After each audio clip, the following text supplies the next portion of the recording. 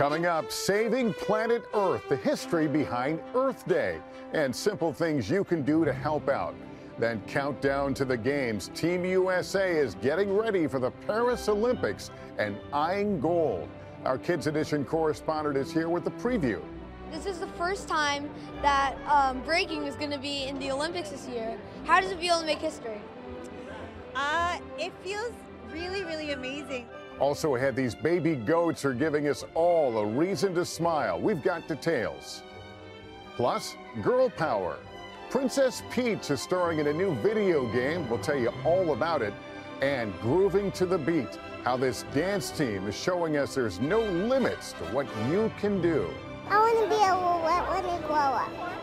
There's a level of understanding and a level of commitment to the friendship that, is so indescribable, you know? I'd do anything for these girls. This is NBC Nightly News, Kids Edition. Welcome back to Nightly News Kids Edition. I'm Lester Holt. It is great to be with you on a Saturday morning. We've changed up the scenery this week. I'm coming to you from Universal Studios Hollywood, which, by the way, is owned by our parent company, NBC Universal. It's always fun to be here. The weather is gorgeous, and we have a terrific lineup in store for you, from baby goats to a new game making news. Plus, we'll put you to the test in our pop quiz with a California twist.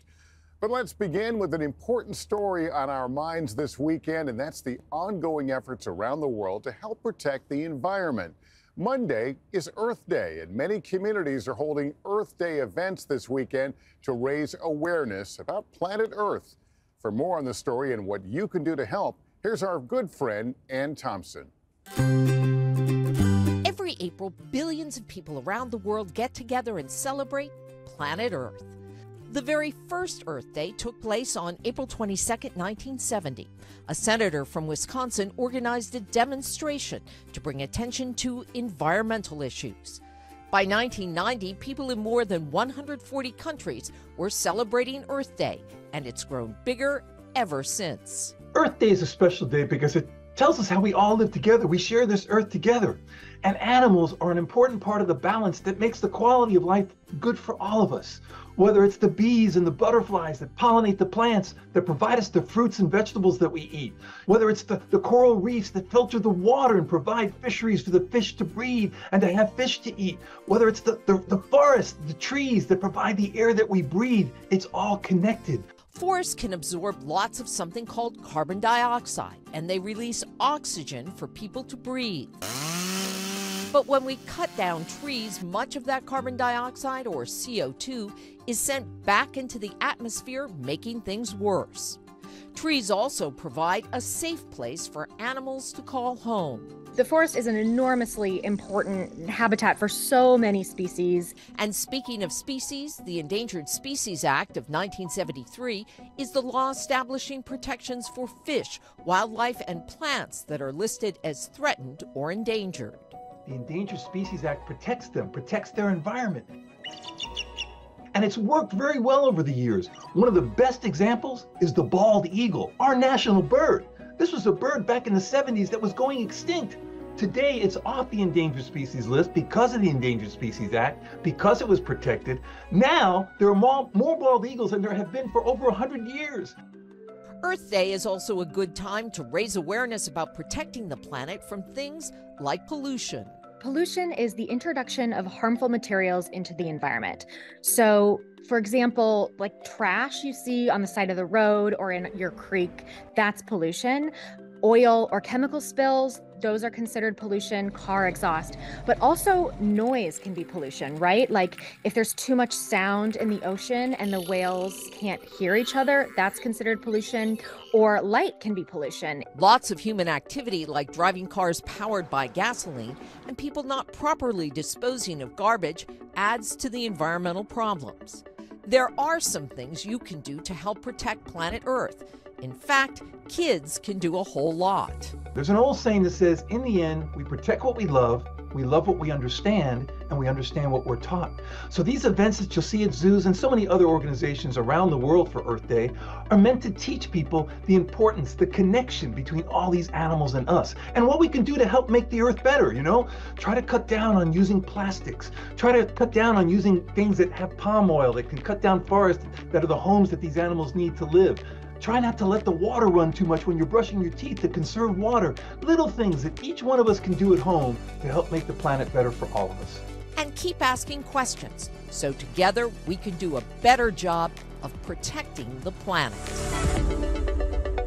And thanks so much. Now for what's on your mind. And it's a question about something many of us drink every day. We're talking about water. Why is it so essential? Our good pal, Dr. John Torres, explains. Water is essential for nearly every living thing on Earth, including us people. But why? Well, for us humans, many of the jobs our body does need water. In fact, every single cell in the body needs water to work. It helps with movement by cushioning the joints and tissues, plays a big role in making saliva and digesting food, and assists with regulating body temperature. So how much water does a person need? That depends on a few factors, like age, the temperature, and what activities someone is doing. A common benchmark for water is 8 glasses a day, but that can be a little confusing because we get water from a variety of sources. Of course, from drinking it, but also through food. Fruits and vegetables have a lot of water, so does yogurt and soup, and even my favorite, popsicles. If it's hot outside or you're doing physical activity, you'll need more water because these situations cause you to sweat, which is your body working to cool itself down. Sweating uses a lot of water. Not having enough water can cause dehydration. That's when your body doesn't have the amount of water it needs to carry out its normal functions. Symptoms include extreme thirst, dizziness, and fatigue.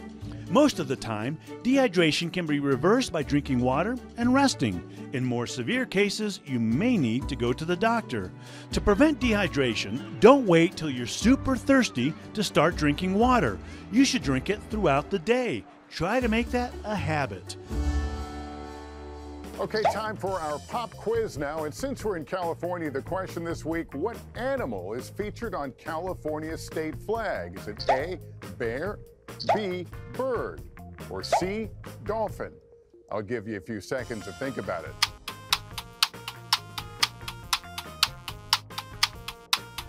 Okay, time's up. The answer is A, bear. The California grizzly bear is featured on the flag atop a mound of green grass. The California grizzly became the official state animal in 1953 and remains one of the state's most recognizable symbols. Well, this week marked 100 days until the Summer Olympic Games get underway in Paris, France. Our Kids Edition correspondent Joaquin caught up with some members of Team USA who are eyeing gold.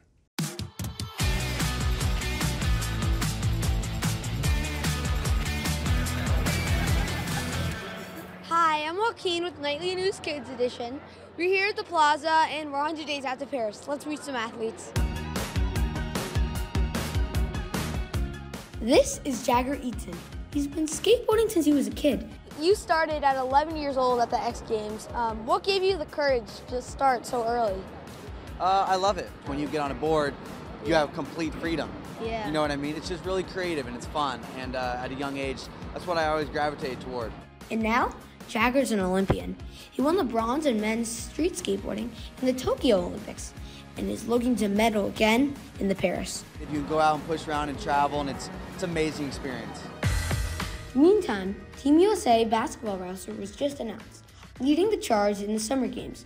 Former NBA All-Star Grant Hill. We feel like this is going to be a very good team, maybe one of the best teams, with all due respect to the 92 team and the 2008 team and all the other great Olympic gold medal teams. But we're excited about this squad and the task at hand. Talking about the 92 Dream Team, these fans are calling this USA team, comparing it to the 92 Dream Team. Do you agree with that, or? Wow, those are big shoes to fill. That 92 Dream Team was absolutely incredible, iconic. So we'll see. I mean, we got to win and we have to play well, but there's incredible talent on this team here in 2024 and some of the best to ever play. Making Olympic debuts in Paris, breakers, Sunny Choi and Jeffrey Lewis. This is the first time that breaking is going to be in the Olympics this year. How does it feel to make history? It feels really, really amazing, honestly. I never thought that I would be here, so it's exciting for me to finally see a dream come true and in a sport that I never thought would be in the Olympics. Why do we call it breaking instead of breakdancing? So breaking is the actual art form, because it is a dance and it is an art at the same time. To be a breaker, you need to be very athletic. What does it take to get in shape? So I work with a strength coach. I break, and so that means like I just go to practice and dance, and then I also do some yoga, and then also it's about being strong mentally as well. So I have a therapist to work on my mental health. Getting in shape is a lot more than just the physical component of it. You got to get in tune with the mental aspect of it and how you connect with the music and how your body moves differently with every sound. Not new to the games is Oksana Masters. She's a 6-time Paralympian and knows a thing or two about competing at this level. I think that thing that gives me that competitive edge and that hunger is being a summer and winter athlete. There's always that phase where you're starting over, and so it's just kind of like I'm in it 100%, so laser focused. And honestly, it's about just showing the world of all the different ways you can line up on the start line and compete and be an athlete. Here's what surprised me. Even Olympians get scared sometimes. The thing I love about cycling is the thing that actually terrifies me. It's the speed. I love it, but I'm so scared of it. But there's something about on a bike that you're not on the ground and you just feel like you're flying. It's just so fun. Nothing really prevents me from being scared. I'm scared all the time. You know, skateboarding is incredibly dangerous, but it's also very fun and it's creative. And believe it or not, they have tough moments too. What do you tell yourself on like a hard day? That you'll get through it. I think when you're younger, those hard days last a lot longer. Then when you get older, you get real used to hard days. But above all else, the Olympians are ready to celebrate all their hard work and dedication. We are 100 days out from the games right now, and I'm so excited. And the training is getting more tailored, dialed in, and you have to make every single minute count, every single session count, and to have a purpose for that training. And I could not leave without getting some gold medal advice for us. Do you have any message to kids that might want to do cycling? Oh my gosh, I think in general, I would say don't be afraid to get on a bike, don't be afraid to fall and fail. Like, that's part of the process, especially for athletes. I do hand cycling. And you know, it doesn't matter, there's so many different ways to ride a bike. And if you love it and it's that thing that you love, go for it. I say go try it. It's so much fun. I think it's a great way to just kind of learn about you and just be you. And so in breaking, you get to really celebrate who you are, and I think that's really great. You want to create your own personal style and be unique in your own way, because the moves are flashy, but the movements are forever.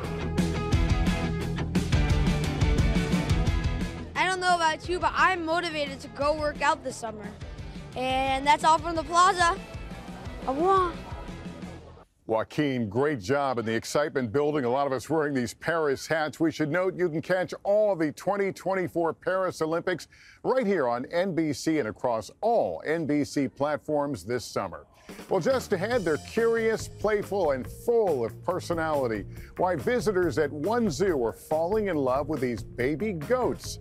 Plus, Princess Peach. She's in the middle of all the action. And now, everyone, Princess Peach. And how one dance team is proving nothing will get in the way of following their dreams. I found these women who are like, if we walk again, great, but if we don't, we have amazing lives anyway. And that was really like a mindset and perspective shift for me.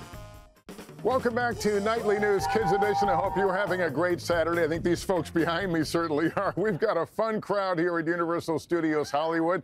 Now, to a story that caught our eye. The Nashville Zoo just welcomed 4 new additions, and these baby goats are giving us all a reason to smile. Our friend Erin McLaughlin has details.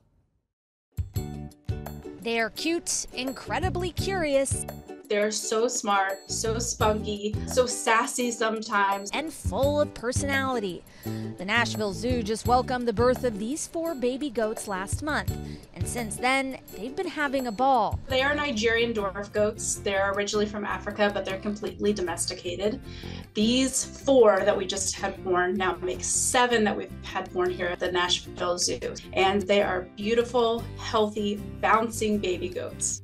The zoo says the baby goats, who are healthy and gaining weight every single day, have become quite a hit with visitors. They are just silly animals, very trainable. They're just so playful, and they're great for our guests to interact with. People love coming to see them. The zookeepers even got the chance to vote for their names. We voted, and we've gone with Winnie the Pooh names, which is very, very cute. We have Winnie, and he looks like he's wearing a little t-shirt, so it's perfect. We have Piglet, who has a pink nose, Tigger, who is on the orange side and very bouncy, and then Eeyore, who has a gray, beautiful silver coat, just like his mom. Did you know a baby goat is also called a kid? Young females are doelings, while young males are bucklings. A group of goats is also called a herd. And guess what else? Goats are not picky when it comes to eating. The goats will eat just about everything, but we make sure that they have a nice healthy diet here at the Nashville Zoo. They eat grain and hay. Also love special things like we gave them kiwi the other day, sweet potatoes, carrots, even a little bit of honey sometimes. So we just keep them guessing and keep them as healthy as possible. Because goats are domesticated, they can also be kept as pets. A lot of people love to keep them as pets. They are wonderfully smart, intelligent animals, full of attitude, and just bounce all over the place. Bouncing around and giving us all a reason to smile. Aaron, thanks so much. Meantime, for all of you gaming fans, there is a new one out we want to tell you about with a royal twist that's making news. We're talking about Princess Peach. Princess Peach Showtime just came out for Nintendo Switch. It's the first time in nearly 2 decades Princess Peach is starring in her own game. We get details now from our Kids Edition correspondent, Marsden. And now, everyone, Princess Peach. In the latest game from Nintendo, Princess Peach is taking the stage for her starring role. Princess Peach Showtime follows Peach and her toads as they save the Sparkle Theater from some brand new enemies, Grape and the Sour Bunch. The Wicked Grape and the Sour Bunch. This is Princess Peach's first starring role in 20 years. Tell us about her role throughout Nintendo history. So Peach has been around as long as Mario, and she was first playable in Super Mario Bros. 2. You know her as Princess Peach, but once upon a time, she was known as Princess Toadstool. And she's also known as the ruler of the Mushroom Kingdom. But did you know that she's also an adventurer? She's been a kart racer, a tennis player, and a golfer. Tell us a bit about what makes the gameplay unique. You can look forward to being the hero in a very grand adventure. Peach transforms into a range of unique roles that are cute and they're cool, and each transformation comes with its own ability. When Peach transforms into Mighty Peach, she has the abilities of a superhero. And when she transforms into Patissier Peach, she has the abilities of a pastry chef. She can make cookies, she can decorate cakes. We just celebrated Women's History Month in March. Why is it important to feature female lead characters like Peach in games? Well, Peach transforms throughout this game. She's a cowgirl, a sword fighter, a ninja, an ice skater, and it's really great to see a female hero like Peach represented in gaming, because through her transformations, Peach reminds us that girls can be whoever they want to be. Whether that's a ninja, a superhero, or even a detective, you can be whoever you want to be in Princess Peach Showtime.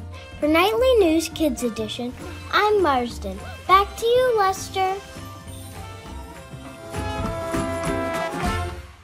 Marsden, thanks so much. Finally, we want to introduce you to a dance team here in Los Angeles who is showing us there are no limits to what you can do. Our friend Elwin Lopez has their inspiring story. Moving with your favorite song can look a lot like this. I want to be a roulette when I grow up. 1, 2. Hands and arms from one side to another. It's sometimes the rhythm that's hard to get, but these girls have it. They make me feel amazing, powerful, and beautiful. But dancing is something they worried they would never be able to do. I was told I'd never dance again, I should stop, and that I wasn't going to be taken seriously, that I wouldn't even be seen in the room. Kaylee Bays was 12 years old when she first struggled with Ehlers-Danlos syndrome. That meant early on, even walking would be difficult. I wasn't allowed to dance in the recital because I was using a wheelchair. I took the costumes and my mom put them on a shelf, and I didn't touch them, thinking I would never dance again, and it was painful. You could have done it, but they had no idea how to put it together. Nobody knew at that time, just because, again, there was no representation for people like me in mainstream media. And that's what you want to change. Yes, absolutely. Cue music. And that's exactly what she did. Kaylee just became the first contestant to use a wheelchair on So You Think You Can Dance. It's a yes for me. She's also one of the newest performers in the Roulettes, a wheelchair dance team empowering women with disabilities. Snap 1. Josie Scott is the youngest of the group, finding it after she was injured 5 years ago. I found these women who are like, if we walk again, great, but if we don't, we have amazing lives anyway. And that was really like a mindset and perspective shift for me. 3, 4. A much-needed shift also for team captain Connor Lundius. She first discovered the women through social media, then attended what's now known as Roulette's Experience. Every summer, hundreds of women and girls jet to LA from around the world to participate in this 4-day event. It's life-changing to just be in a room with 200 other women that are like them in so many ways. I just think it's really important. Hi everyone, how are you? Chelsea Hill is the one behind the launch of the Roulettes, uniting women with disabilities, creating what she calls a sisterhood after she survived a drunk driving accident. You are single-handedly, if I might say, changing lives. What is that like for you? There's a level of understanding and a level of commitment to the friendship that is so indescribable, you know? I'd do anything for these girls.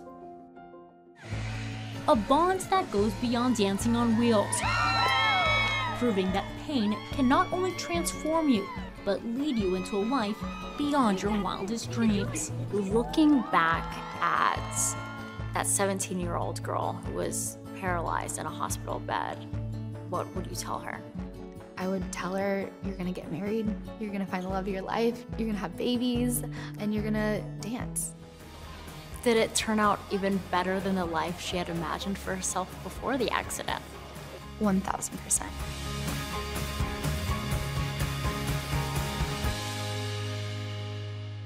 Wow, truly, truly inspiring. Well, that's going to do it for us from Universal Studios Hollywood. Parents, just a reminder, if your child has a question about any topic in the news, email a video to us at nightlynewskids@nbcuni.com. You can also follow us on Instagram at nightlykids. And just a program note, you can catch a new episode of Nightly News Kids Edition every Thursday on NBCnews.com and YouTube. Thanks for watching, everyone. Remember to take care of yourself and each other. Have a great weekend, and so long. Say goodbye, guys. Well, you never know who you're going to run into here at Universal Studios Hollywood. Hey, guys, thanks for coming out and saying hi to our crew. My pleasure. Hello from Hollywood. Anything you want to say to our kids' viewers, Dracula? Catch you soon, my friends. And by the way, you look much taller in person. Man, a few words, too. Take care, guys. Bye, darling. See you soon.